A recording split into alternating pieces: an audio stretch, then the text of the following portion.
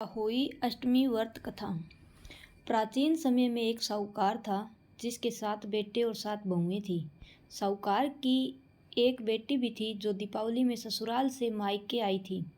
दीपावली पर घर को लीपने के लिए सातों बहुएं मिट्टी लाने जंगल में गई तो ननद भी उनके साथ हो ली।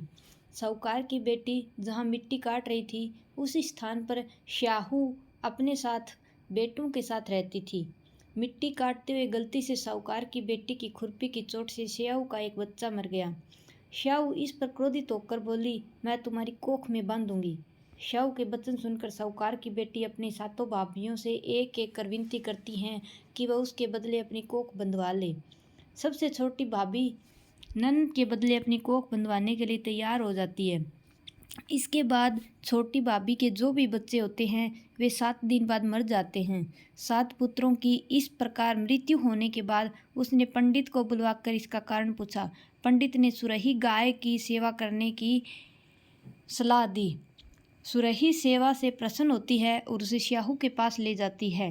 रास्ते में थक जाने पर दोनों आराम करने लगते हैं। अचानक साहूकार की बेटी बहू की नज़र एक ओर जाती है। वह देखती है कि एक सांप गरुड़ पंखनी के बच्चे को डंसने जा रहा है और वह सांप को मार देती है। इतने में गरुड़ पंखनी वहां आ जाती है और खून बिखरा हुआ देखकर उसे लगता है कि छोटी बहू ने उसके बच्चे को मार दिया। इस पर वह छोटी बहू को चोंच मारना शुरू कर देती है। छोटी बहू इस पर कहती है कि उसने तो उसके बच्चे की जान बचाई है।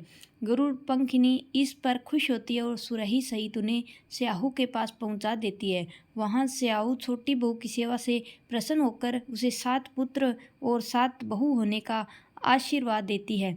श्याहू के आशीर्वाद से छोटी बहू का घर पुत्र और पुत्रवधुओं से हरा भरा हो जाता है। हे अयोई माता, अन्न ठूटी बिसी सारा ने ठूटी।